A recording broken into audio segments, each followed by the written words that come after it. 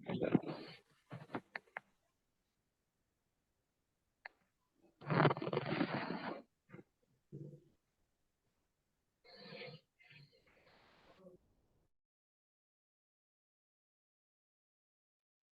आप सभी साथियों को बहुत बहुत नमस्कार। आज के इस लेट नाइट सेशन में आपका स्वागत है, अभिनंदन है। आशा करता हूँ कि नमस्कार आप सर। सभी शानदार होंगे, नमस्कार सर। जबरदस्त होंगे, बेहतरीन होंगे। वाह, किरण कुमार जी कैसे हैं आप? हाँ सर, बढ़िया सर, थैंक यू। कैसी चल रही तैयारी आपकी? बिल्कुल बढ़िया सर, थैंक यू। थोड़ा देर रात ही सही, मैं आप लोगों से बात करने आ जाता हूँ। अच्छा लगता है आपको? जी सर। जी सर, जी जी सर। सर। वाह, क्या बात है, ये हुई ना बात। बहुत सारे साथी जगह होंगे अभी लग रहा है। देखते हैं जरा। विजय रजक जी हैं, सुब्रतो घोष जी हैं, भूपेंद्र साहू जी और जेबी गिरी जी, कल्याण मंडल दादा। वाह, बहुत बढ़िया। और आईफोन वाले भाई कौन है? आईफोन वाले, हाँ, आईफोन मतलब मजा आता है ना, वैसे लिखने में अच्छा लगता है। राजू नयन जुड़ा है कि नहीं? नमस्कार। नमस्कार जी, नमस्कार। वाह, good evening sir, good evening. अरे वाह राजू नयन, आपने तो बढ़िया बढ़िया तीर कमान पे निशाना लगा दिया। वाह। कैसी सर, चल रही तैयारी आपकी, राजू नयन? बस ठीक चल रहा है सर, केवल इंटरनल सर्कुलर की आपसे सर अपेक्षा है सर। ओके ओके, बढ़िया। बाकी तो सब पढ़ लिया आप लोगों ने, है ना? जो सवाल आपको स्क्रीन पर आ रहे हैं, 40-50 सवाल जो अभी हो रहे हैं डेली, वो कैसा लग रहा है? कुछ कॉन्फिडेंस बढ़ रहा है आप लोगों का? बढ़िया एकदम है सर। इधर। दो अंदर। दिन से थोड़ा सा सवाल का जो लेवल है थोड़ा सा हाई किया गया है, अच्छा है सर। अच्छा, ओके। तो सवाल जैसा भी आए, उत्तर आपका अच्छा होना चाहिए, क्योंकि वो हो सकता है वो अपडेटेड ना हो, लेकिन आप लोग उसको पकड़ लिया करना, ठीक है? क्योंकि हमने तैयारी ही ऐसी करी कि कोई मजाल है कोई चीज़ गुजर जाए वहां से। और अगर सवाल को पकड़ना है तो शंकर जी को पहले ही उठा लिया करो। शंकर जी दादा है ना, उनको बिठा दिया करो। फिर अगर जो सवाल पूछने वाले साथी हैं, अगर उनसे कुछ गलती भी हो गई ना, तो हमारे शंकर जी उसको सही कर देंगे। क्योंकि आप लोगों की तैयारी इतना ज़बरदस्त है और बहुत सारी फंडामेंटल चीज़ें हमने क्लियर कर दी हैं कि अगर सवाल का सांचा भी बदल दिया जाए, ढांचा भी बदल दिया जाए, तो भी आप उसको पकड़ लेंगे, है ना? तो हजार ढूंढे लेकिन कितने गम मिलेंगे, शंकर जी? हजारों ढूंढे लेकिन कितने गम मिलेंगे, मेरे हौसले से तो कम मिलेंगे। सर आप रात को कितने बजे भी पढ़ाने आ जाओ, यहाँ हम मिलेंगे। यहाँ सिर्फ हम मिलेंगे। बोले देखो, शंकर जी आ गए। मतलब ये कहने का तात्पर्य ये हुआ कि हम कितने बजे भी आए, दो चार साथी तो मिल ही जाते हैं, है ना? हरिदास कौल जी भी आ गए, देखे जग के आ गए। तो मैं आप लोगों को ये कह रहा था कि जैसा कि अभी राजू मैम कह रहे थे कि इंटरनल जो सर्कुलर की तैयारी कैसे करनी है। तो इंटरनल सर्कुलर अगर ग्रामीण बैंक को देखेंगे और नेशनलाइज बैंक को देखेंगे, तो जमीन आसमान का अंतर है इंटरनल सर्कुलर के पैटर्न में।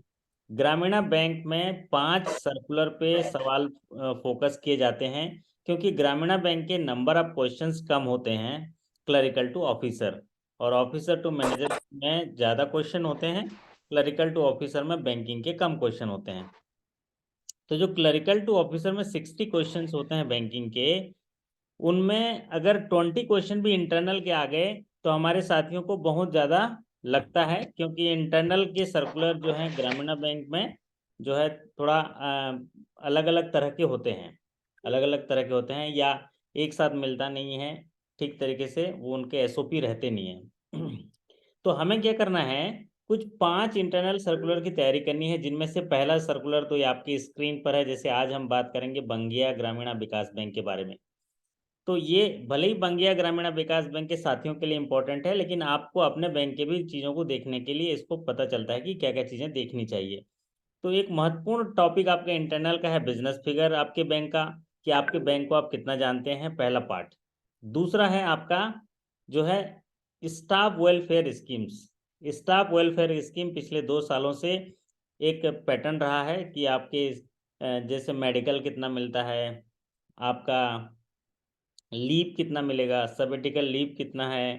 तो ये फिर अगर कोई रिटायर हो रहा है तो उनको कितने रुपए का मोमेंटो दिया जा सकता है, ये स्टाफ वेलफेयर स्कीम्स है। अगर आईसीयू में एडमिट होते हैं तो उनका चार्ज कितना होगा। इमरजेंसी अगर चाहे कोई स्टाफ, तो टेम्परेरी ट्रांसफ़र कितने दिनों के लिए मैक्सिमम हो सकता है उसके मनचाहे जगह में। तो ये स्टाफ वेलफेयर हो गए, हाउसिंग लोन, स्टाफ हाउस, और जो आपके कन्वेंस लोन। तीसरा महत्वपूर्ण टॉपिक है वो आपका internal audit and inspection policy. क्यों? क्योंकि सर ये, सर एक सेकंड यहाँ पे थोड़ा सा क्लियर कर दीजिए सर। बताइए। जो स्टाफ वेलफेयर स्कीम के बारे में आप बताया सर, तो इसमें तो बहुत सारा सर पॉलिसी और सर्कुलर इंक्लूड हो गया ना। बहुत सारा पॉलिसी एंड सर्कुलर हुआ है, लेकिन सवाल पूछे जाते हैं जिनका जिनका मैंने जिक्र किया, जिनका जिनका जिक्र किया। आप पूरे रिकॉल क्वेश्चन को उठा के देख लीजिए। जैसा कि आपका जो एक एचआर रिलेटेड एक सेशन करूंगा तो आपको पता चल जाएगा क्या क्या चीज़ें मैं डिस्कस करता हूँ। तो अभी आने वाले दिनों में है, ये 15 तारीख बस जाने दीजिए। 15 तारीख तक 3 बैंकों के एग्जाम है, बंगिया ग्रामीण बैंक का है, सेंट्रल बैंक ऑफ इंडिया का है, और आपका पंजाब नेशनल बैंक के भी कुछ साथियों का एग्जामिनेशन है हायर लेवल में। तो उसके बाद हम लोग आपके सेशन चालू करेंगे, कैनरा बैंक और पंजाब नेशनल बैंक और ये जो ग्रामीण बैंक के साथी हैं उन लोगों के लिए भी चालू करेंगे इंटरनल। तो कहने का तात्पर्य ये है कि आपके HR, audit and inspection policy, credit policy, recovery policy, customer grievances policy, compensation policy, और आपके कुछ डेविएशन, इतने मिला के 25 क्वेश्चन आते हैं। अगर 25 क्वेश्चन आपके यहाँ आ गए तो मान के चलिए इंटरनल के बहुत ज़्यादा सवाल आ गए क्लरिकल टू ऑफिसर में, क्योंकि बाकी 35 सवाल जो हैं जनरल बैंकिंग के आएंगे, जिनमें से तो 25 सवाल रिकॉल क्वेश्चन में से आने हैं।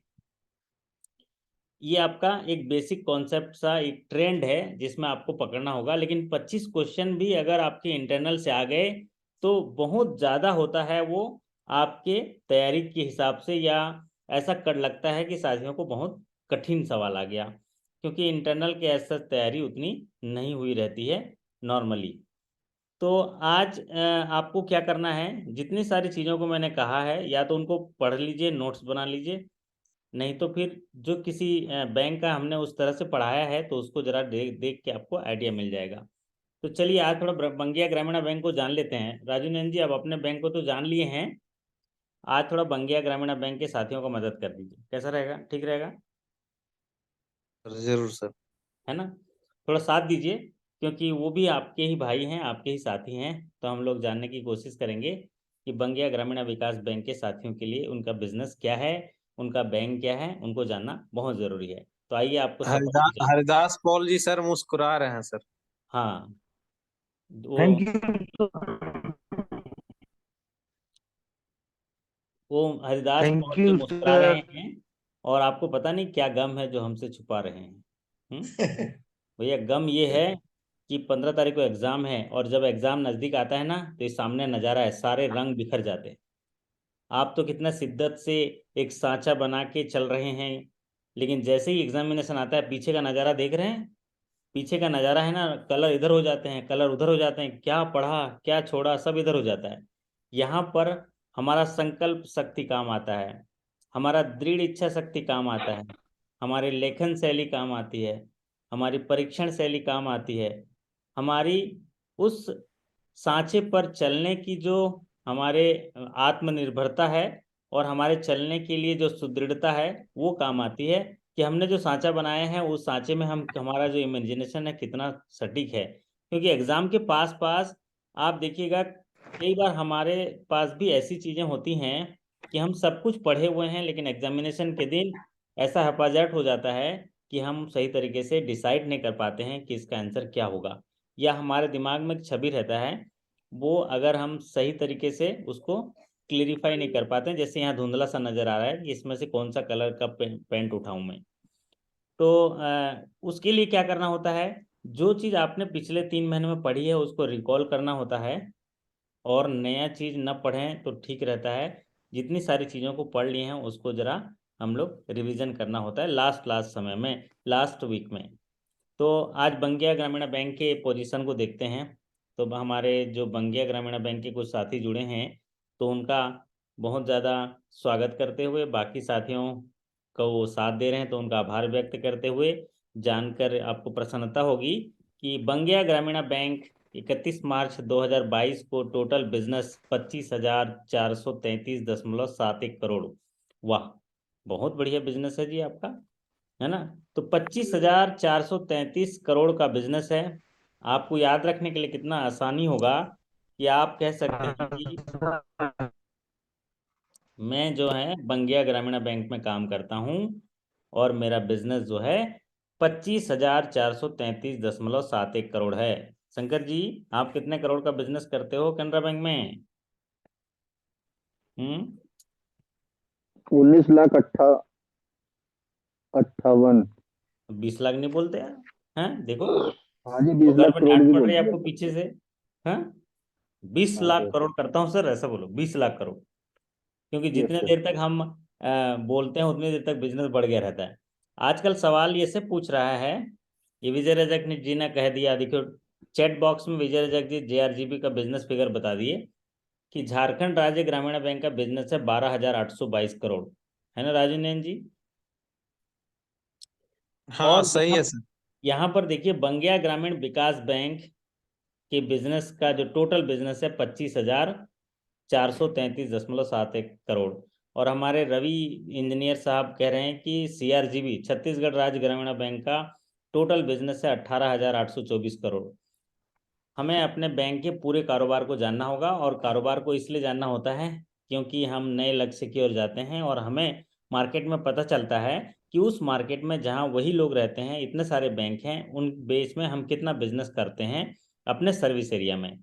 तो आप बंगिया ग्रामीण बैंक का टोटल बिजनेस अगर पूछेगा तो 25,433.71 करोड़। और अभी यकीन मानिए, ऐसा सवाल पूछा जा रहा है कि बंगिया ग्रामीण बैंक का बिजनेस कितना होगा रेंज, तो 25,000 से लेके 26,000 पूछेगा, 25,000 से 27,000 पूछेगा। तो आप उस हिसाब से आप मोटा अगर याद रखेंगे तो भी हो जाएगा कि आपका बिजनेस है 25,000 करोड़, इतना भी याद रखेंगे तो आपका काम हो जाएगा। अब देखिए इनका टोटल डिपॉजिट है 17,958.88 करोड़, और टोटल एडवांसेस है 7,474.84 करोड़। तो इसको याद रखने का तरीका ये होगा कि टोटल बिजनेस होगा 25,000 करोड़, टोटल एडवांसेस है आपका 7,000 करोड़, टोटल डिपॉजिट है 18,000 करोड़। तो 18 7 25,000 करोड़, ये ठीक रहेगा विजय जी याद रखने के लिए, है ना विजय रजक जी? इसको आपके हाँ तरफ सही से है सर। कैसे कैसे याद रखा जाए ये बिजनेस को? कितना बढ़िया आसान है इनका मैं तो बिजनेस देख नहीं याद पाए। करना। हाँ विजय जी कुछ बोल रहे 17 हैं? 7 18 और 7 सर करके। हाँ, तो टोटल 18,000 लोगों ने जमा किया है, 18,000 करोड़ लोगों ने पैसा जमा किया है आपके बैंक पर, बंगिया ग्रामीण बैंक विकास बैंक में। और बंगिया ग्रामीण विकास बैंक से 7,000 करोड़ जो है लोगों को एडवांस के रूप में दिया गया है। तो इस तरह से कुल बिजनेस 25,000 करोड़ का है। एग्जैक्ट भी याद रख सकते हैं, 2 3 बार पढ़ेंगे तो एग्जैक्ट याद हो जाएगा। 25,433.71 करोड़ का बिजनेस है। टोटल डिपॉजिट है 17,958 करोड़, और टोटल एडवांसेस है 7,474 करोड़। तो ये अगर 3 चीजें हम याद कर लेते हैं तो हमारा कॉन्फिडेंस बढ़ जाता है कि हम अपने बैंक को बहुत अच्छे से जान पाते हैं कि एज ए बंगिया ग्रामीण बैंक हम लोग 31 मार्च 2022 की स्थिति में 25,433.71 करोड़ का कारोबार करते हैं। चलिए अब बढ़ते हैं। Credit deposit ratio, credit deposit ratio क्या है शंकर जी बताइए जरा, इनका पढ़िए जरा, क्रेडिट डिपॉजिट रेशियो कितना है?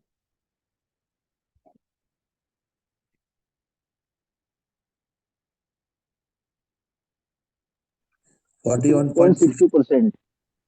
हाँ, क्रेडिट डिपॉजिट रेशियो है 41.62%। और 41.62% जो क्रेडिट डिपॉजिट रेशियो है वो ऐसा रेशियो होता है कि बैंकों का जो मूलभूत काम है अंडर सेक्शन 5B या बैंकिंग रेगुलेशन एक्ट 1949 में आपने पढ़ा होगा कि बैंक जो है पब्लिक से डिपॉजिट स्वीकार करती है, किस उद्देश्य के लिए? उसी डिपॉजिट को इन्वेस्टमेंट करने के लिए, और लोगों को लोन देने के लिए, और जो डिपॉजिट स्वीकार किया है उनमें सेवा देने के लिए, उनका समय पर भुगतान करने के लिए। तो क्रेडिट डिपॉजिट रेशियो मतलब बैंक का कोर बिजनेस है जिसमें से जो डिपॉजिट पब्लिक ने दिया है उसी डिपॉजिट को इन्वेस्ट करके लोन देके ब्याज कमाने का काम है बैंक का। तो क्रेडिट डिपॉजिट रेशियो राजू नैन जी इनका क्या श्रेणी में गिना जाएगा? 41.62% है। अच्छा माना जाएगा, मध्यम माना जाएगा, बुरा माना जाएगा कि बहुत अच्छा माना जाएगा? मध्यम माना जाएगा सर। मध्यम माना जाएगा, एग्जैक्टली। एक्चुअल में क्रेडिट डिपॉजिट रेशियो जो होता है वो है 60-40 कम से कम होना चाहिए। 60% क्रेडिट जो है वो होना चाहिए, 60% क्रेडिट रेशियो होना चाहिए, तब प्रॉफिटेबिलिटी थोड़ा अच्छा रहता है। बशर्ते आपका एसेट क्वालिटी भी शानदार होना चाहिए, और एसेट क्वालिटी नहीं है तो फिर तो सब जगह नुकसान ही होगा। लेकिन एक अच्छे लाभप्रदता के लिए हम मान के चलते हैं कि जब बैंक में इतने सारे कर्मचारी एक साथ काम करते हैं, एक उनके पास संगठनात्मक जो है एक ढांचा है और एक फ्रेमवर्क है, एक क्रेडिट पॉलिसी है जो बोर्ड द्वारा डिसाइड की गई है, तो लोन अच्छा ही दिया जाएगा। क्यों? क्योंकि उनका कंप्लायंस है, उनका ड्यू डिलिजेंस है, उनकी निगरानी है, उनका कंट्रोल पैनल है, उनकी मॉनिटरिंग है, उनकी रिकवरी पॉलिसी है। तो हम क्यों ऐसा माने कि वो एसेट क्वालिटी सही नहीं होगा? अगर एसेट क्वालिटी सही नहीं होगा तो फिर कहीं ना कहीं कमजोरी है अपने सिस्टम में, है कि नहीं? तो एसेट क्वालिटी तो अच्छा है, सबकी पॉलिसी बनी है, उनका कंप्लायंस करेंगे तो आपको क्रेडिट रेशियो बढ़ाना पड़ेगा, तभी जाके प्रॉफिट बढ़ेगा, आपका बिजनेस बढ़ेगा। हमारा काम, अच्छा, जहाज का काम क्या है राजू नंदन जी? एक शिप का काम क्या है? माल एक जगह से दूसरे जगह ले जाना सर। एक शिप का काम है कि वो समंदर के बीच में जाए और माल ढोए, पब्लिक ढोए और वहां पर सफर को पूरा करे। ठीक उसी तरह बैंक का काम क्या है 5 या बैंकिंग रेगुलेशन एक्ट में, कि वो सब काम करे, और हम वही काम नहीं करेंगे तो कैसे होगा? बात समझ में आई तो बोलिए हो। हम्म। हो। हाँ, तो क्रेडिट डिपॉजिट रेशियो है 41.62%, जो मध्यम माना जाएगा। हालांकि ये ज़्यादा होना चाहिए, कम से कम 50 तो होना ही चाहिए, 50 से ऊपर होना चाहिए। 60 है तो बहुत अच्छा माना जाता है, और 60 से ऊपर है तो बहुत अच्छा माना जाएगा। लेकिन फिर भी वहाँ पर कंट्रोल पैनल को देखा जाएगा। अब यहाँ नेट प्रॉफिट की बात करेंगे तो 28.56 करोड़ का नेट प्रॉफिट है ना दादा? पॉल दादा देखो, 28.56 करोड़ जो है नेट प्रॉफिट है। पर ब्रांच बिजनेस की बात करेंगे तो पर ब्रांच बिजनेस तो बहुत जबरदस्त है जी, 43.35 करोड़ पर ब्रांच बिजनेस। तो ये तो ताली बजाना पड़ेगा हम लोग को, है ना? एक ब्रांच का बिजनेस है 43.35 करोड़ पर एम्प्लॉय बिजनेस। ओहो, ये तो कमाल है ना? पर एम्प्लॉय बिजनेस जो है, शंकर दादा, शंकर जी, ताली बजा दीजिए जरा। पर एक आदमी कितने 11 करोड़ का कारोबार कर रहा है भाई, हैं? ये तो बहुत अच्छी बात है। मतलब एक कर्मचारी, मतलब सोचो इन लोग काम कितना करते होंगे, है ना? एक कर्मचारी जो है, तो बहुत अगर, शानदार है सर। बहुत शानदार है, बहुत जबरदस्त है बॉस। हो सकता है इनके पास स्टाफ की कमी हो, लेकिन बिजनेस देखो कितना कर रहे हैं। एक कर्मचारी 11 करोड़ का कारोबार ढो रहा है, तो समझ लीजिए एक एक आदमी की सैलरी में कितना करोड़ का बिजनेस कर रहे हैं? अर्णव जी से पार्टी लेना पड़ेगा उधर आके, बंगिया जगह आके, है ना? अर्णव दास जी हैं यहाँ पर। हाँ सर, हूँ मैं सर। ठीक है देखो, सर, आइए आ जाइए सर। हाँ अर्णव जी, हाँ सर। वाह, पार्टी देना पड़ेगा आपको भाई, ऐसा है ना? हमारे हाँ साथी देखो, जरूर सर, आ जाइए। 11:30 बजे रात को भी देख के ताली बजा रहे हैं आपके बिजनेस फिगर को देख के। आप एक अकेले व्यक्ति हैं, एक एम्प्लॉय हैं जो 11 करोड़ का कारोबार कर रहे हैं अपने बैंक के लिए। आपको प्राउड फील होना चाहिए, और आपको गर्व फील हो भी रहा होगा। क्यों? क्योंकि आप जो हैं एक कर्मचारी जो है 11 करोड़ का कारोबार, आप बहुत मेहनत करते होंगे। क्या स्टाफ पोजीशन क्या है अर्णव नियरली जी? 700 करोड़, सॉरी 1700 के करीब हम लोग के पास ऑफिसर है सर। 1700 ऑफिसर है ना? लेकिन हम्म। आपका देखिए बिजनेस जो है 25,000 करोड़ है। बिजनेस जो है हाँ सर। वो 25,433 करोड़ का है। लेकिन मैं इसमें अच्छाई ये मानूंगा कि वो 25,000 करोड़ के जो बिजनेस में है ना, आप लोगों ने बहुत भरोसा जीता है पब्लिक का। 18,000 करोड़ डिपॉजिट है। मतलब समझ लो कि आपके पास इतना डिपॉजिट है कि आप उसको डिप्लॉय नहीं कर पा रहे हैं, डिप्लॉय नहीं कर पा रहे हैं, हम्म। है ना? तो ये तो डिपॉजिट तभी रखा जाता है, ये देखो, ये शंकर जी, डिपॉजिट तभी रखा जाता है ना जब आप मदद करते हो। हाँ, ये शंकर जी देखो, कोई आता है उनके पास तो ये अपने जेब से भी चाय पिला देते हैं, चाय लो ना दादा, चाय लो, समोसा भी लो ना। तब वो बोलता है कि ये अपना आदमी है यार, अपनी केयर करता है। देखो चाय वो बाहर भी पी सकता है, लेकिन उसको लगता है कि यहाँ पर मेरी पूछ है, मेरी परख है, तभी जाके डिपॉजिट रखता है। और ये बहुत बड़ी बात है, आपका बिजनेस बहुत अच्छा है कि पब्लिक का जो डिपॉजिट है वो 18,000 करोड़ है, और आपने लोन दिया है लगभग 7,474 करोड़, और 18,000 करोड़ डिपॉजिट है, 25,433 करोड़ जो है आपका टोटल बिजनेस है। CD रेशियो 41.62% है, लेकिन हो सकता है आपके पास वहाँ पर इस तरह की क्रेडिट एक्टिविटी के लिए स्कोप कम हो, क्योंकि जगह जियोग्राफिकल तरीके से और पब्लिक वहाँ जैसे रहते हैं उनके हिसाब से ये अलग अलग हो सकता है। इसमें सर ये मार्क्स की फिगर है जो सर हाफ ईयरली क्लोजिंग का फिगर था ना, हाँ, वो बहुत कम था। सीडी रेशियो 35% के नीचे आ गया है। ये कौन सा हाफ ईयरली? सितंबर हाँ सर। सितंबर 2022? हाँ सर। और यहाँ पर तो 2023 मैनेजमेंट लिखा है, अभी इसमें तो 23 हटा देना इसको ना, 22 समझना ना, ये गलती से टाइप हो गया वो। हाँ, बोलो बोलो क्या बोल रहे हैं? सो सर मैनेजमेंट अभी बोल रहा है कि क्रेडिट हम लोगों को ज्यादा करना चाहिए, डिटेल में ज्यादा ध्यान देना चाहिए। हम्म। जो सीडी रेशियो घट रहा है, बहुत लॉस हो रहा है बैंक को। हाँ, वो इसलिए बोल रहा है क्योंकि हमारे पास स्कोप है ना भाई। मैं बताया ना, अभी राजू ने इनको उदाहरण दिया कि एक जहाज का काम क्या है? जहाज का काम है समंदर के अंदर जाना है, हम समंदर के अंदर जा ही नहीं रहे हैं। हम समंदर के अंदर तो जा ही नहीं रहे हैं। हम क्या कर रहे हैं कि लोन नहीं दे पा रहे हैं। ये हो सकता है कि वहाँ पर अगर मान लीजिए वहाँ का जियोग्राफिकल या जो 5P का जो फार्मूला है, पब्लिक, प्राइस, प्रोडक्ट, ये सारी चीज़ें, पीपुल, ये सब क्या क्या हैं, प्लेस, ये बारे में जानकारी करना पड़ेगा कि क्या है। लेकिन आपका स्कोप है कि आप एडवांस बढ़ाना पड़ेगा आपको, तभी अच्छा होगा, क्योंकि लोगों का पैसा आपके पास पड़ा है। आप सोचो कौन चाहेगा कि खर्चा अपना बढ़े? सब लोग चाहेगा अपनी आमदनी बढ़े। तो जब आपके पास 18,000 करोड़ लोगों का आपके पास है तो आपका खर्चा बढ़ रहा है, और पब्लिक जो है और भी डिपॉजिट कर रहे होंगे, तो हम आमदनी कैसे बढ़ाएंगे? उसके लिए हमको लोन देना पड़ता है। सबसे कोर बिजनेस है हमारा लोन। हम सेलेक्टेड अच्छे लोगों को लोन देंगे, तब हमारा प्रॉफिट बढ़ेगा। अभी नेट प्रॉफिट देखिए 28.56 करोड़ का है, और टोटल बिजनेस भी आपका अच्छा है। एक ब्रांच में अर्णव जी कितने स्टाफ होते हैं नॉर्मली आपके ब्रांच में? Average 3 staff. Average 3 3 three. से स्टाफ 4। और देखिए ये बहुत कम स्टाफ में काम कर रहे हैं और इनके पास काफ़ी बिजनेस है, तो इनकी तारीफ कर लेते हैं, क्योंकि 3 स्टाफ में छुट्टी कौन जाए। और ये हमारा अर्नव तो शादी भी नहीं किया होगा, इसीलिए है, छुट्टी मिलता ही नहीं तो कहाँ से शादी करेगा। नहीं सर, मेरी बच्ची है। अरे है क्या? मतलब ऐसे नहीं, मतलब मजाक कर रहा था, तो नाम से, आपके नाम से ऐसे बता रहा था। कई लोग हैं ना, आज ही किस साथी ने पूछा कि शादी क्यों नहीं करोगे, छुट्टी मिलता ही नहीं है, संडे को मिलता है, ऐसे वाला हिसाब है। तो ये लाइटर वे में था, इसको अदरवाइज नहीं लीजिए, है ना। अर्णव जी ने बढ़िया ठीक है तरीके सर। से किया। हम लोग मिलेंगे उनसे। तो कहने का तात्पर्य ये है कि आपका हार्डवर्क दिखता है, क्योंकि आप पर एम्प्लॉय बिजनेस जो है 10.93 करोड़ का करते हैं। अब आगे बढ़ते हैं। आपका टोटल नंबर ऑफ डिस्ट्रिक्ट, आपको एक सवाल जो है पॉपुलर सीरीज का पूछता है कि कितने डिस्ट्रिक्ट्स में आपकी ब्रांच बैंक जो है सर्विस प्रोवाइड करती है।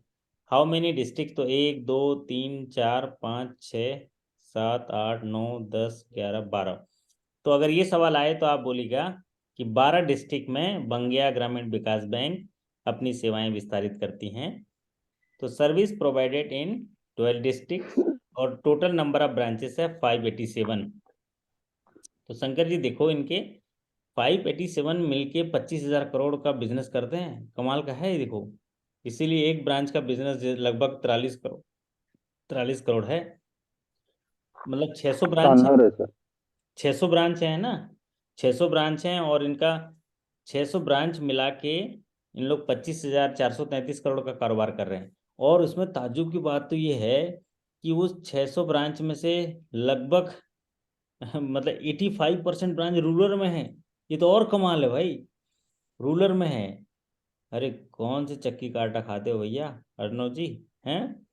बहुत बढ़िया, मानना पड़ेगा। या तो एक बात हो सकता है कि वहाँ आसपास दूसरे बैंक है, नहीं होंगी, यही बैंक है, या तो फिर इन लोग बहुत मेहनती हैं। तो हम मान के चलते हैं इन लोग बहुत मेहनती हैं, अच्छा सर्विस ये बहुत देते हैं। मेहनती है सर। हाँ, इसीलिए ग्राहक सेवा अच्छी करते हैं, इसीलिए लोगों का भरोसा है और लोग दे रहे हैं। नहीं तो 600 ब्रांच, 587 ब्रांचेस हैं, 25,433 करोड़ का बिजनेस करते हैं, 18,000 करोड़ लोगों ने जमा किया है, 7,474 करोड़ जो है इन्होंने लोन दिया है। और इसमें सबसे ज़्यादा शाखाएं जो हैं 496, 500 शाखाएं जो हैं ये रूरल में हैं। ये तो बहुत बढ़िया है। तो आपको टोटल 12 डिस्ट्रिक्ट में सेवाएं हैं, 587 ब्रांच, जिसमें 496 ब्रांच रूरल हैं, मिला के आप जो हैं 25,433 करोड़ का कारोबार करते हैं, जिसमें 18,000 करोड़ पब्लिक का जमा है और 7,000 करोड़ जो है आपने लोन दिया है। आपका सीडी रेशियो है, आपका कम है सीडी रेशियो भले 41.62, लेकिन नेट प्रॉफिट है 28.56। तो आपको नेट प्रॉफिट ज़्यादातर बैंकों में पूछा जाता है, तो नेट प्रॉफिट जो है 28.56, 28.56 करोड़। और ये जो दो फिगर पूछा गया है पर ब्रांच बिजनेस, ये भी याद रखना है आपको, 43.35 करोड़, और पर एम्प्लॉय बिजनेस भी याद रखना है 10.93 करोड़। चलिए, इस स्क्रीन में से आपको पूछता है कि कितने डिस्ट्रिक्ट में सेवाएं विस्तारित करती हैं, तो है 12 डिस्ट्रिक्ट्स। अब बढ़ते हैं शेयर होल्डिंग पैटर्न।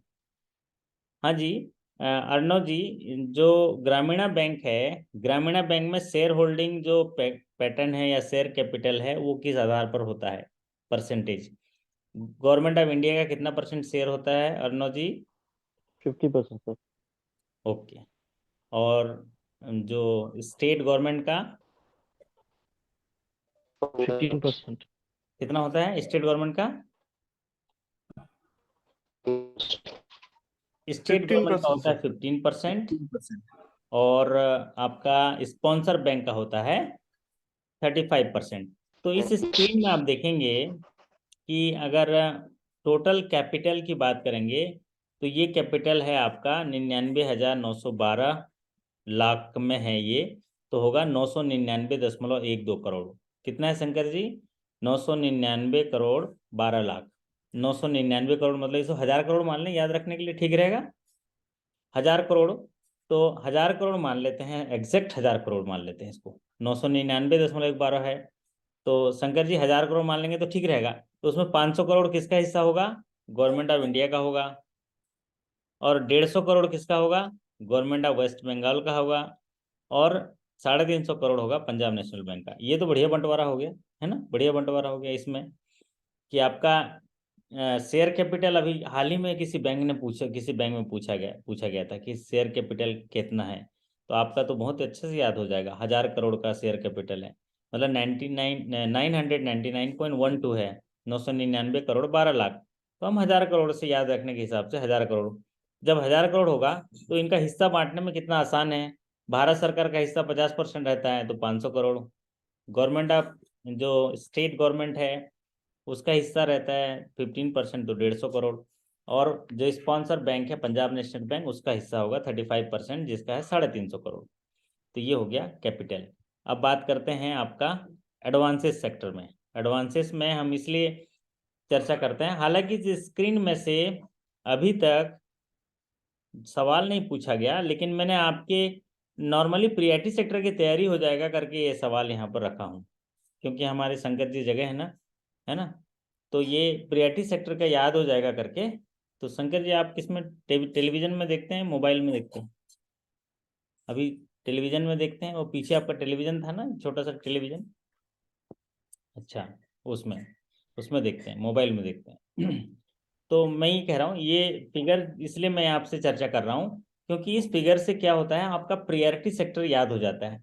अब देखिए, अगर हम बंगिया ग्रामीण विकास बैंक की चर्चा करें 31 मार्च 2022 में, तो टोटल प्रियरिटी सेक्टर जो परसेंटेज है, टोटल प्रियरिटी सेक्टर का जो आपका परसेंटेज है, वो कितना है? 91.25%। ताली बजा दो शंकर जी, एक बार ताली बजा दो उधर ही से अकेले, हैं बताइए। मतलब पूरा लोन जो है प्रियरिटी सेक्टर में कर रहे हैं, 91.25% प्रियरिटी सेक्टर में है, और नॉन प्रियरिटी है 8.75%। और इनका टारगेट कितना है शंकर जी, बता दो इनका टारगेट कितना है प्रियरिटी सेक्टर का? 75%. 75% of ANBC or COB feature is higher. लेकिन आप देखो, आप तो 91%, 91.25% करते हैं, मतलब आप वेरी गुड हैं, एक्सीलेंट हैं, आप प्रियरिटी सेक्टर में बहुत ज़्यादा काम करते हैं।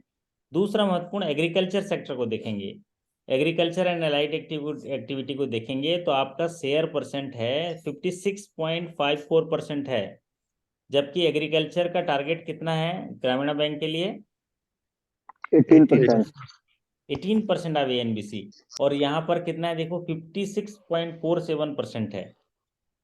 तो वेस्ट बंगाल में वहां पर ज्यादा किसकी खेती की जाती है एग्रीकल्चर में, अर्णव जी? मछली पालन होता है सर वहाँ पे। एग्रीकल्चर में होता है ना, धान वान भी होता होगा, राइस है, धान धान बहुत ज्यादा। पैडी होता है धान सुब्रत जी? हाँ सर, धान होता है। धान होता है। तो ये हाँ देखिए एग्रीकल्चर और एलाइड एक्टिविटी में 56.47% अचीवमेंट है आपका, against the target of 18% of ANBC. Bharat सरकार ने कहा कि कम से कम 18% एग्रीकल्चर को करिए, लेकिन आपका ज़्यादातर एग्रीकल्चर में योगदान है। एमएसएमई की बात करें तो एमएसएमई में आपने 29.79% का योगदान किया है, 29, जबकि एमएसएमई में ऐसा कोई ऐसा टारगेट नहीं है। लेकिन जो माइक्रो के लिए टारगेट है, माइक्रो के लिए कितना टारगेट है शंकर जी? माइक्रो जो इंटरप्राइजेस हैं उनमें लोन के लिए कुछ टारगेट दिया गया है प्रायोरिटी सेक्टर में, कितना है? 7.5%। 7.5% है। और माइक्रो मतलब क्या यूनिट होता है? माइक्रो किसको कहेंगे? इन्वेस्टमेंट 1 करोड़ एंड 5 करोड़ उसका टर्नओवर। बहुत अच्छे। तो माइक्रो यूनिट्स मतलब हमको ऐसे यूनिट पर लोन 7.5% ऑफ एएनबीसी करना है जिस उद्योग धंधे को बिठाने के लिए उसकी लागत 1 करोड़ के अंदर हो, और या नहीं तो उसका जो टर्नओवर हो वो 5 करोड़ के अंदर हो। तो 1 करोड़ के अंदर लागत हो, 1 करोड़ तक के इन्वेस्टमेंट हो, मतलब उस इंडस्ट्री को, उस फैक्ट्री को, उस यूनिट को एस्टेब्लिश करने के लिए 1 करोड़ का लागत हो, और 5 करोड़ का टर्नओवर हो। ये क्राइटेरिया फुलफिल करता है तो उसको माइक्रो यूनिट कहते हैं, और इनके लिए टारगेट होता है 7.5% ऑफ एएनबीसी। अब यहाँ एमएसएमई के लिए एज सच टारगेट नहीं है, लेकिन यहाँ पर आप लोगों ने 30% का टारगेट पूरा किया। अदर प्रियरिटी सेक्टर के लिए भी ऐसा कोई टारगेट नहीं होता है, लेकिन 4.99 है। अब आगे देखते हैं टारगेट किसका होता है। ये होता है मार्जिनल फार्मर होता है, मार्जिनल फार्मर के लिए टारगेट होता है। मार्जिनल फार्मर के लिए टारगेट क्या होता है बताएंगे जरा शंकर जी? 10% कितना?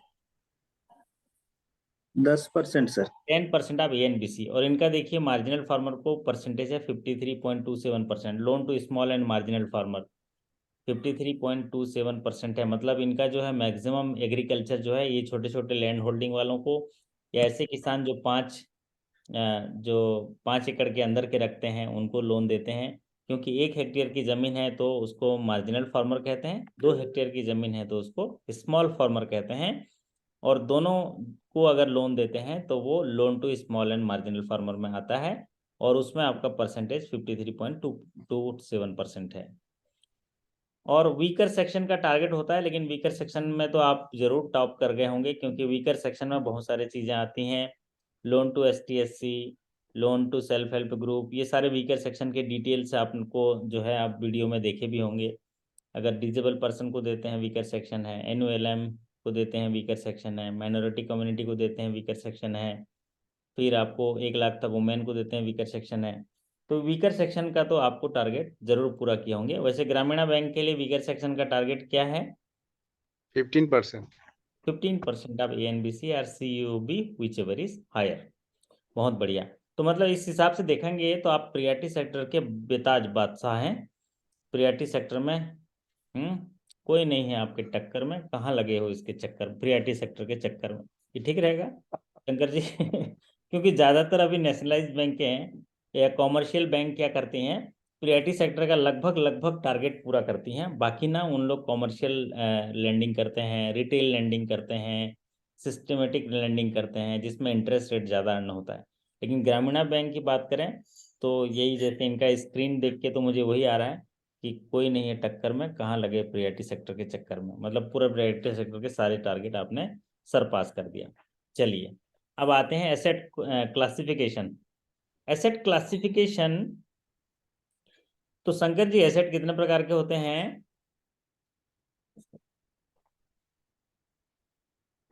शंकर जी एसेट्स यस कितने सर। प्रकार के होते हैं? एसेट सर 2 प्रकार के। 2 प्रकार के होते हैं। एक होता है स्टैंडर्ड, एक स्टैंडर्ड एसेट होता है, और एक होता है, एक परफॉर्मिंग एसेट होता है, एक नॉन परफॉर्मिंग एसेट होता है। 2 प्रकार के एसेट्स होते हैं। तो एसेट क्लासिफिकेशन जो है नरसिम्हम कमेटी के रिकमेंडेशन के आधार पर 1991 में आईरेक नॉर्म्स लागू किए गए थे, जिसको बोलते हैं income recognition and asset classification के लिए डिटेल गाइडलाइन आरबीआई के माध्यम से बैंकों को जारी किए गए थे, जिसके आधार पर बैंकों की बैलेंस शीट को पारदर्शी बनाने के लिए और मजबूत बनाने के लिए उन्होंने एसेट क्लासिफिकेशन किया था कि इनकम रिकॉग्निशन के आधार पर हम एसेट क्लासिफाई करेंगे। आप शंकर जी को लोन तो दे दोगे, लेकिन अगर वो न लोन की ईएमआई चुका रहा है न लोन का ब्याज चुका रहा है, तो आप ब्याज को बुक नहीं कर सकते अपनी अकाउंटिंग में। तो इसी आधार पर एसेट को जो है दो कैटेगरी में डिवाइड किया, एक होता है परफॉर्मिंग एसेट्स, एक होता है नॉन परफॉर्मिंग एसेट्स। तो नॉन परफॉर्मिंग एसेट्स के भी भाग होते हैं, 4 भाग होते हैं और 3 भाग होते हैं, और परफॉर्मिंग एसेट्स के भी 3 भाग होते हैं। परफॉर्मिंग एसेट्स के 3 भाग क्या क्या होते हैं? ऐसे में 0 होता है, ऐसे में 1 होता है, ऐसे में 2 होता है, जिसको बोलते हैं स्ट्रेस एसेट। और नॉन परफॉर्मिंग के भी 3 भाग होते हैं, सब स्टैंडर्ड एसेट, डाउटफुल लॉस। तो डाउटफुल लॉस, सब स्टैंडर्ड जो होते हैं, ये हमारे लिए एसेट क्लासिफिकेशन के खराब भाग हैं, जिस पर हमको प्रोविजन करना पड़ता है। तो अगर आपका एनपीए देखा जाए तो एनपीए जो आपका परसेंटेज देखेंगे तो 15.17% है ग्रॉस एनपीए, और नेट एनपीए है 3.88। तो ग्रॉस एनपीए की बात करें 15.17, तो इसको कैसा माना जाएगा? हाँ जी शंकर जी। अच्छा नहीं है सर, अच्छा नहीं है, अच्छा खराब नहीं है सर। है ना, बहुत खराब है। मतलब समझ लो ये रूरल एरिया में ना बहुत कठिन होता है वसूली करने के लिए, क्योंकि उनकी अगर मान लीजिए, विजय रजक जी भी जानते होंगे, गांव में पोस्टिंग होगी तो क्या होता है, जब रूरल एरिया में आप लोन तो दे देते हैं, प्रोडक्शन हो जाता है, लेकिन उसके खरीदार नहीं मिलते, सस्टेनेबल बैंक फाइनेंस नहीं हो पाता है, जिसकी वजह से पैसा अटक जाता है, वो चाहते हुए भी पैसा नहीं दे पाता है, क्योंकि उतना प्रॉफिट अर्न नहीं कर पाता है। तो इसी वजह से एनपीए जो है बढ़ बढ़ जाता है। तो 15.17% ग्रॉस एनपीए तो ज़्यादा माना जाएगा, लेकिन इनका नेट एनपीए 3.88%, जिसको कैसा माना जाएगा? 3.88 ये ठीक है सर। अच्छा माना जाएगा, ठीक नहीं, अच्छा माना जाएगा। 3.88 को अच्छा माना जाएगा, क्योंकि 3 से नीचे है तो एकदम सुपर, लेकिन 3-4 है तो अच्छा, 5 और 6 है तो थोड़ा खराब। मतलब 6 से ज़्यादा नहीं होना चाहिए नेट एनपीए, और ग्रॉस एनपीए जो है 10 से ऊपर नहीं होना चाहिए। तो ये 6 से ऊपर हो जाएगा तो फिर आपका वो पीसीए वाला टर्म चालू होता है, इसलिए 6 से ऊपर नहीं बोलते हैं। और उसी को कम करने के लिए क्या करते हैं, ये 6 से ऊपर न जाया करके क्या करते हैं, इसमें प्रोविजन करते हैं। तो विजय रजक जी, इसमें प्रोविजन कितना कितना करोड़ का प्रोविजन कर दिया इन्होंने? इन्होंने कर दिया कितना? 878 करोड़ का प्रोविजन कर दिया विजय रजक जी। अब बताइए, अब नहाएं क्या? हैं, ठंडी बहुत है, नहाएंगे क्या, निचोड़ेंगे क्या? बताइए। ठंडी भी बहुत है, वो शंकर जी बोल रहे हैं ठंडी बहुत है, काहे नहाना है? ये चिंताजनक बात है कि नहीं, शंकर जी बताइए। 878.75 करोड़ का प्रोविजन है। अगर ये एनपीए 15% ना होता तो ये 878 करोड़ ना भरना पड़ता, तो ये पैसा कहाँ जाता? बताओ शंकर जी, ये पैसा कहाँ जाता? ये प्रॉफिट में ये जाता। प्रॉफिट में जाता सर। प्रॉफिट में जाता, तो प्रॉफिट में जाके फिर शेयर कैपिटल में बढ़ जाता, उधर रिजर्व जो आपका उसमें कैपिटल में जुड़ जाता। तो ये 878 करोड़, मतलब इन लोग खूब मेहनत किए हैं, और वो मेहनत का पैसा हमको भरना पड़ता है। बैंक में एक फंडा है ना विजय रजक जी, आप कैशियर हैं, 50,000 घट गया, कौन भरेगा? हाँ खुद भरेंगे सर, खुद स्टाफ भरेंगे ना, का खुद ड्यूटी। भरेंगे ना। तो ठीक उसी तरह हम किसी का पैसा किसी को दे दिए, वो पैसा नहीं लौटा रहा, तो कौन भरेंगे? हम भरेंगे, हम मेहनत किए, पैसा कमाए, उसी को भर रहे हैं, है ना। भाई किसी का पैसा लाए डिपॉजिट में, उसको किसी और रामलाल को दे दिए लोन में, वो पैसा नहीं चुका रहा है, तो कौन भरेगा? ये शंकर महाराज की मेहनत की कमाई को भरेंगे, क्योंकि ये मेहनत करके प्रॉफिट कमाए थे, उसी से भरेंगे, क्योंकि वो पैसा दूसरे का है। तो बैंक का फंडा देख लीजिए। अभी वो धीरे धीरे अकाउंटिंग का क्लास चालू किए हैं, तो आप लगातार अटेंड करना, तो आपको देखिएगा कैसे पता चलेगा। वैसे बारीकी से तो मैं भी समझा देता हूँ, लेकिन हमने कहा कि बहुत सारे फैकल्टीज में उनमें एनर्जी कलेक्ट करते हैं, आप लोगों से जोड़ता हूँ। तो 878.75 करोड़ का जो प्रोविजन हो गया, ये जो है इसकी वजह से इसका नेट एनपीए कम किया। नेट एनपीए इसलिए कम किए क्योंकि ये स्टैंडर्ड मेंटेन करना पड़ता है हमको नेट एनपीए में, और नहीं तो पीसीए का प्रोविजन आता है। इसीलिए हम क्या करते हैं कि भले हम प्रॉफिट कम पाएं लेकिन प्रोविजन वहां पर कर देते हैं। तो आपको प्रोविजन याद रखना पड़ेगा। प्रोविजन कितना है? प्रोविजन है, आपने दिया है प्रोविजन 878 करोड़ का, और आपका नेट एनपीए है 3.88% और ग्रॉस एनपीए है 15.17%। चलिए अब बात करते हैं टोटल बिजनेस, एक समरी टाइप का है प्रोडक्टिविटी। टोटल बिजनेस है, जैसा कि हम लोग बात किए थे, 25,435.54 करोड़ का बिजनेस है। और ग्रोथ याद रखना पड़ता है, कई बार डिपॉजिट में आरआरबी में ग्रोथ पूछ देता है कि टोटल डिपॉजिट में ग्रोथ कितना हुआ, टोटल एडवांसेस में ग्रोथ कितना हुआ। तो यहाँ पर टोटल बिजनेस में ग्रोथ 5% का हुआ, इसको कैसा मानेंगे? हाँ जी विजय जी, 5% की ग्रोथ को कैसा मानेंगे? अच्छा नहीं मानेंगे, 5% का ग्रोथ अच्छा नहीं माना जाएगा। और ये अच्छा बुरा डिसाइड होता है मार्केट के ऊपर। मार्केट में पीयर टू पीयर बैंक जो है वहां पर क्या ग्रो कर रही है, अगर उनके बराबर ग्रो कर पाए तो हम लोग अच्छा है। वैसे यहाँ पर ये 5% को एकदम अच्छा नहीं माना जाएगा, ये 8% से ऊपर होता है, 9% तक होता है, 10% तक होता है तो बहुत अच्छा माना जाता है। तो टोटल बिजनेस जो है 25,433 करोड़ का है। और सीडी रेशियो की बात करेंगे तो 41.62% है, जो कम है। पर ब्रांच बिजनेस बहुत अच्छा है, 43.35 करोड़ है। पर एम्प्लॉय बिजनेस तो और अच्छा है, 10.93 जो है 10.93 करोड़ है, 10 करोड़ 93 लैक्स 11 करोड़ है। और इनमें ग्रोथ भी हो रहा है, पर एम्प्लॉय जो बिजनेस है उनमें 3% का ग्रोथ है। तो ये आपका एक प्रोडक्टिविटी है। अब बात करते हैं मैन पावर। जैसा कि अब हमारे एक साथी ने कहा था कि टोटल मैन पावर है इनके 587 ब्रांच हैं।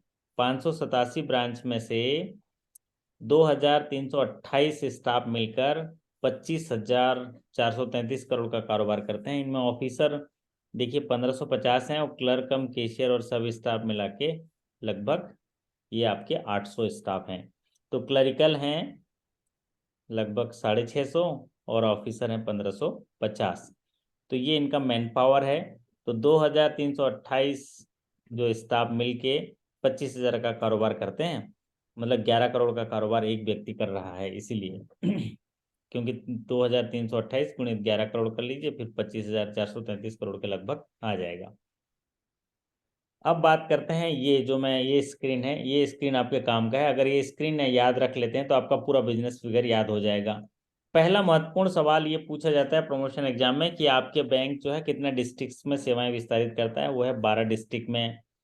कितने ब्रांचेस से आप सेवाएं विस्तारित करते हैं, वो है 587 ब्रांचेस से, जिसमें रूरल 496 है, सेमी अर्बन 68 है, अर्बन है 23, मेट्रोपॉलिटन कोई भी सिटी में कोई ब्रांच नहीं है, मेट्रो में कोई ब्रांच नहीं है आपकी। तो टोटल एम्प्लॉय हैं 2,328, जिसमें ऑफिसर हैं 1,550। ऑफिसर को यहाँ पर इसलिए इंगित किया है, क्यों इंगित किया है विजय जी बताएंगे? ऑफिसर को थोड़ा हाईलाइट कर दिया जाता है, कारण पता नहीं सर।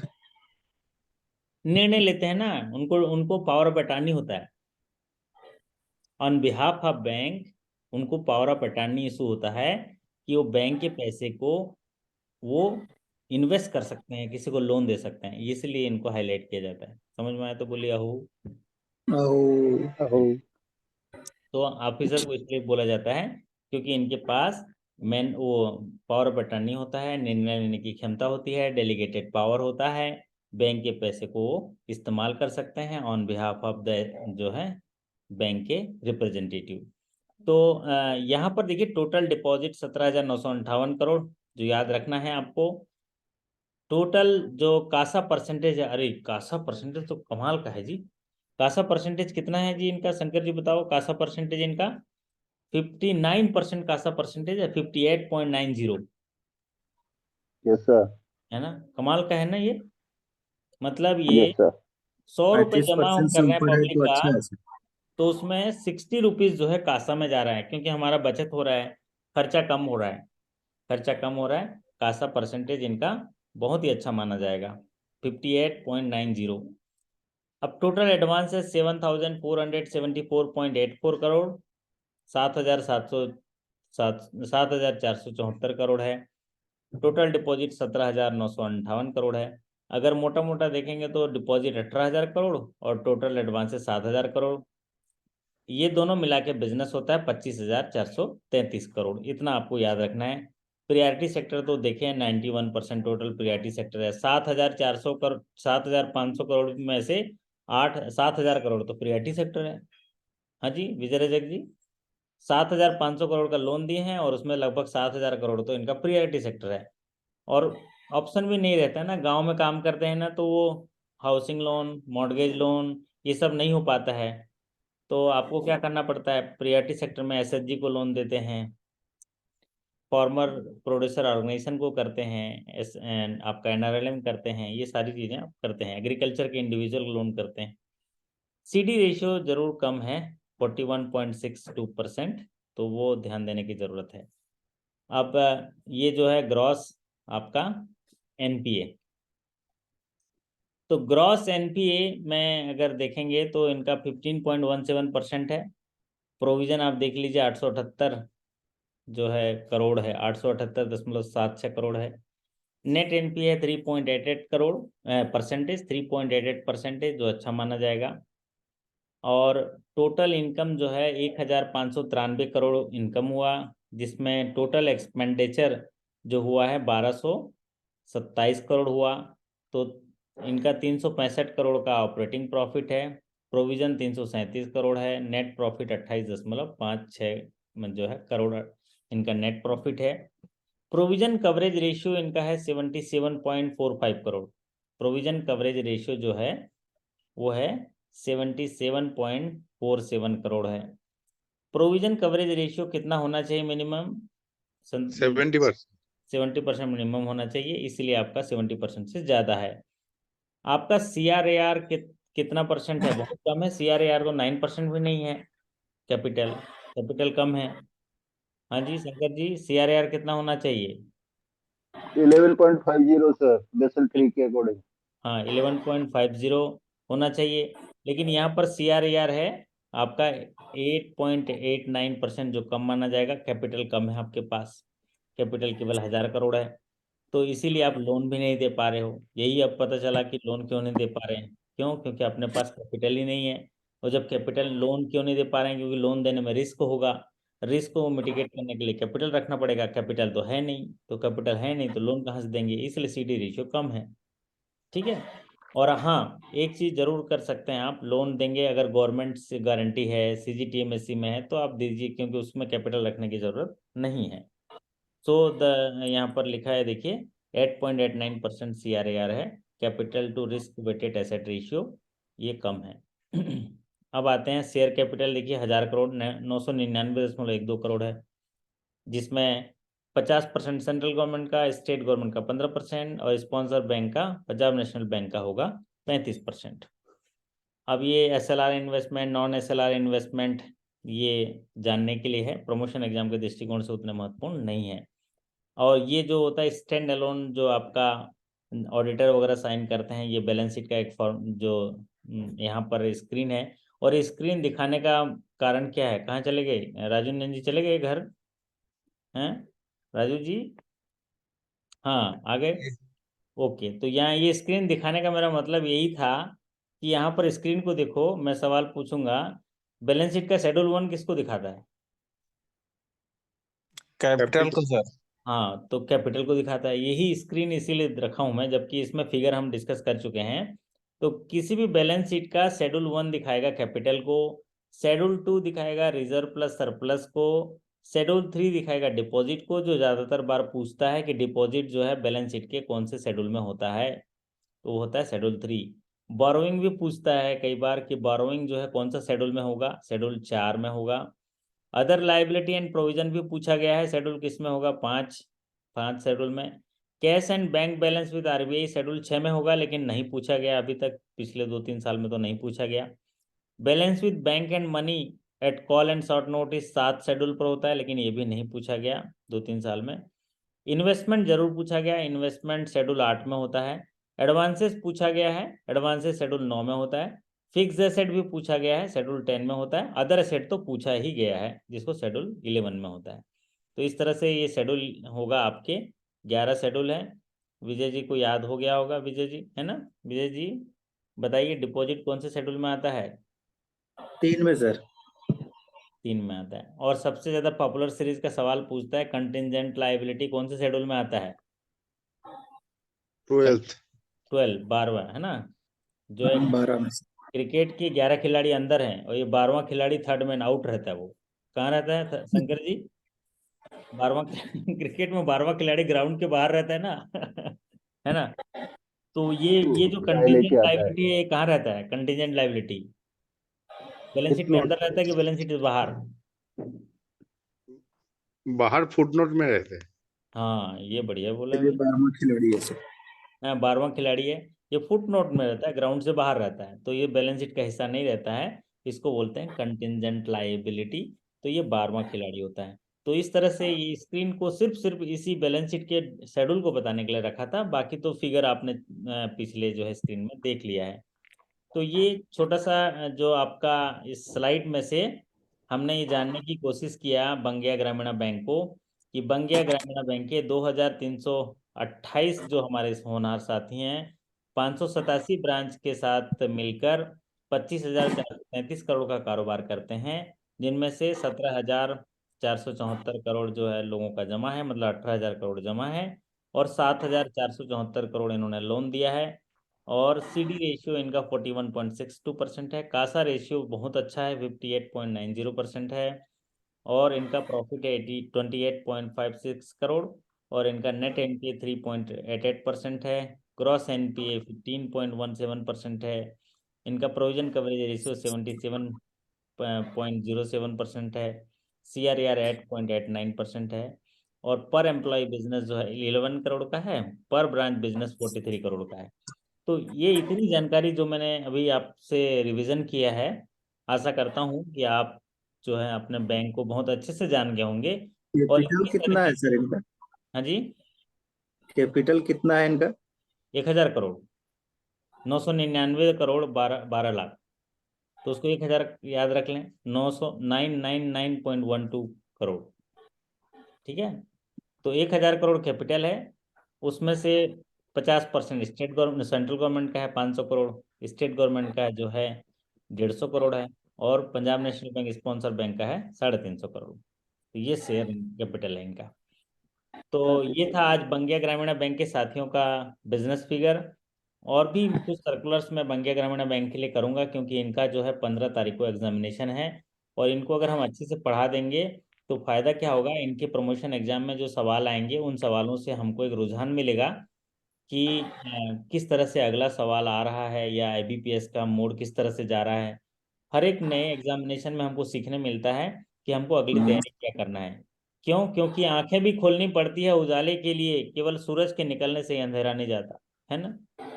सूरज तो कल सुबह निकल सही जाएंगे बात है। शंकर जी, लेकिन अगर शंकर जी की आंखें नहीं खुली तो कहाँ से उजाला होगा?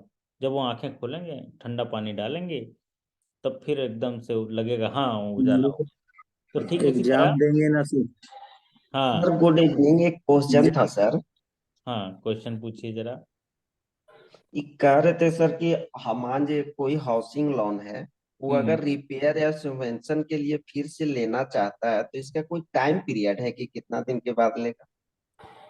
किस लिए लेना चाहता है वो? कौन मान से? लीजिए रिपेयर के लिए। गवर्नमेंट। रिपेयर एंड मेंटेनेंस के लिए टाइम नहीं है। लेकिन आप जो मान लीजिए सपोज घर अभी बन गया है, यस और सर। वैसे वो उसमें एक मतलब ब्रॉडर गाइडलाइन स्पेसिफिकली ऐसा नहीं बोला गया है। लेकिन रिपेयर और मेंटेनेंस में तो ये भी बात है ना, कि उसमें थोड़ा रूम में रिपेयर करना चाहता है, मतलब उसको मॉडिफाई करना चाहता है बिना किसी नुकसान पहुंचाए, वो भी बात है। इसलिए टाइमलाइन नहीं दिया है। लेकिन ये कहा अच्छा गया है सर, कि नया लोन है, मान जाए कि नया लोन है हाउसिंग का, तो मैं बता रहा हूँ ना, हम्म, उसके लिए क्या बोला गया, ड्यू डिलीजेंस के लिए बोला गया। मान लीजिए आज ये नया घर है, हमारे विजय रजक जी जैसे देखो कितना बढ़िया ऐसा घर बनाए हैं। ये हाउसिंग लोन लेके लिए बनाए होंगे या नहीं बनाए होंगे, लेकिन अब मान के चल रहे हैं हाउसिंग लोन लेके बनाए हैं विजय जी हैं। अगर मान लीजिए अभी ये रिपेयर एंड मेंटेनेंस के लिए अभी प्रोजेक्ट लगाते हैं कि सर 10 लाख रुपए का खर्चा हो रहा है, मुझे लोन कर दीजिए, तो आप इसका ड्यू डिलिजेंस करके आपको लगता है कि नहीं ये कुछ इस तरह से नहीं बना रहे हैं, तो आप वो कर सकते हैं। लेकिन सच ऐसा कोई टाइमलाइन उसमें नहीं दिया गया है पॉलिसी में। एक बार नहीं तो पॉलिसी को आप रीड कर लीजिएगा, तब आपको आइडिया हो जाएगा। क्योंकि मैंने पढ़ा, ऐसा कोई टाइमलाइन ऐसा नहीं दिया है रिपेयर एंड मेंटेनेंस के लिए। और नॉर्मली अगर रिपेयर एंड मेंटेनेंस देखेंगे तो कितने साल का जरूरत होगा कह नहीं सकते, हो सकता है 1 साल के बाद भी जरूरत पड़ जाए, है ना शंकर जी? घर बनाए हैं, यस 1 साल ही पीछे बारिश बहुत तेज हो गई और नुकसान पहुंच गया, तो ये है ना, सागर जी तो पूछ रहे थे कोई सवाल। नुकसान नहीं है सर, लेकिन हम उसमें चाहते हैं कि हम मतलब कि चेंज करें, तो हाँ चेंज करेंगे, तो आप प्रोजेक्ट कास्ट दे दीजिए और चेंज कर सकते हैं। जैसे कुछ मॉडिफाई करना चाहते हैं कि सर, मैं उदाहरण के तौर पर बता रहा हूँ, आपने सपोज ये घर बनाया, नक्शा नक्शा बना दिया और इनमें कोई त्रुटि हो गई नक्शा बनाने में जिससे नुकसान पहुंच सकता है, तो आप उसको मॉडिफाई करना ही पड़ेगा ना, नहीं तो उसको सस्टेनेबिलिटी गिर जाएगी यहाँ पर, तो कुछ खराब हो जाएगा। तो उसके लिए प्रोजेक्ट बना के आर्किटेक्ट से प्रोजेक्ट बना के आप बैंक को दे सकते हैं और उसमें पास हो जाएगा। ऐसा कोई गाइडलाइन नहीं दिया है कि आप इस समय के बाद ही करेंगे, 5 साल के बाद करेंगे, 4 साल के बाद करेंगे, ऐसा कोई गाइडलाइन नहीं है। और अगर ऐसा कोई गाइडलाइन इंपॉर्टेंट होता तो यकीन मानिए सागर जी, प्रमोशन एग्जाम के किसी भी सवालों में अपना हिस्सा जो है, अपनी कुर्सी कब्जा कायम करके रखता ये सवाल, अगर ऐसा कुछ होता तो। ठीक है। नहीं सर, ये तो हम पर्सनल अपने लिए पूछ रहे थे। अच्छा, आप लेना चाहते हैं तो फिर। नहीं सर, मैं लिया हूँ हाउसिंग, और इधर मतलब 18 मंथ तो मेरा ये होता है, हाँ और उसके बाद 3 से 4 किस्त मेरा कट चुका है। उसके बाद हम चाह रहे थे कि इसको हम बढ़ाएं। हाँ, देखो क्या होता है, एक्सटेंशन और रिपेयर एंड मेंटेनेंस दोनों में अंतर होता है। ठीक। हाँ वो तो सही है। एक्सटेंशन करना है वो अलग हो गया, रिपेयर एंड मेंटेनेंस में दोनों अलग है। इसीलिए दोनों के प्रोजेक्ट कास्ट में बहुत अंतर है। तो आपकी एक्टिविटी को किस में जस्टिफाई कर रहे हो, तो आपका कॉम्पिटेंट अथॉरिटी अथॉरिटी जो लोन सेंक्शन करेगा उसके विवेकाधीन अधिकार पर रहेगा, और उस क्या दिखा रहा है वो, क्योंकि इसकी ऑडिट भी होगी। अगर आप एक्सटेंशन कर रहे हैं, घर को बढ़ा रहे हैं, मतलब क्या होगा, गृह निर्माण ही तो कर रहे हैं, तो यस उसके सर। लिए फिर हाउसिंग लोन में बढ़ोतरी कहाँ होती है, एक बार सैंक्शन हो जाता है तो नहीं होता है, टॉप अप हो सकता है। जैसे आप ये घर है, कितने बेडरूम का बनाए हो, शानदार महल है ऊपर, अब तो रोशनी किधर लगी है आपका, इधर ये देखो, आपका तो पंखे के पास, अच्छा इधर से कुछ रोशनी है। तो आप ये घर बनाए हैं मान लीजिए 2 बेडरूम का, और 3 बेडरूम और बना रहे हैं, तो ये एक्सटेंशन ऑफ हाउसिंग लोन हो गया, तो सेकंड हाउसिंग लोन टाइप का हो गया ना। एक होता है repair and maintenance. Repair and maintenance मतलब यहाँ पर अंदर कुछ फर्नीचर बदलना चाहते हैं, मॉडिफिकेशन करना चाहते हैं, कहीं पर कुछ दरार पड़ गई उसको फिलअप करना चाहते हैं, ये है रिपेयर एंड मेंटेनेंस। तो उसमें अंतर होगा। सेकंड हाउसिंग लोन हो जाएगा, फिर उसके लिए फिर आपके वो है कि आप टाइम पीरियड हो सकता है उसके लिए, या उसकी आपकी एलिजिबिलिटी होगी एक्सटेंशन की। तो थैंक आप यू कौन सा सर। बैंक से हैं सागर जी? डीबीजीबी सर। डीबीसी। ओके, बहुत बढ़िया। ऐसे जो स्टाफ हाउसिंग लोन के लिए थोड़ा लिबरल रहता है बैंक। अगर स्टाफ अगर कोई ऐसा लोन लेना चाहता है तो आप अपने रीजनल मैनेजर से मिलके अपना सही प्रपोजल रख दीजिए, और स्टाफ को जो है उसमें ज़्यादा उसमें दिक्कत नहीं होती, सेंक्शन हो जाता है। तो आज के इस सेशन में कुछ सीखने मिला सागर जी? यस सर, यस सर, बहुत कुछ मिला सर।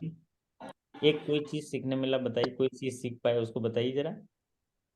सर जो रिकॉल क्वेश्चन हो पा रहा है उससे बहुत अच्छा लग रहा है सर, उसमें बहुत ज्यादा कुछ सीखने को मिल पा रहा है। ओके, जो अभी क्वेश्चन सीरीज आ रहे हैं उसमें से सीखने मिल रहा है। यस सर, उसमें रिवाइज बहुत अच्छा हो जा रहा है। बहुत बढ़िया, बहुत बढ़िया। और बाकी जो आपके लॉगिन सेक्शन में जो वीडियोस हैं वो सारे बैंकिंग से जुड़े हुए, तो सारे वीडियो आ चुके हैं, हाँ सर। है ना? यस। अभी जैसे कल वाला सेशन मैं लूंगा 9 बजे वाला, तो कल जो है आपको कुछ इम्पोर्टेंट क्वेश्चन जो साल भर में बदलाव हुए हैं ना, कल हम 50 यस क्वेश्चन सर। को जो है मैं डिस्कस करूंगा। जो मैं नहीं किया हूँ डिस्कस अभी आपके साथ, वो क्वेश्चन डिस्कस करूंगा। जो ऑलरेडी कर चुका हूँ वीडियो में ही है वो होगा, और नहीं भी यस संगत सर। जी से पूछ लेना, वो बता देंगे।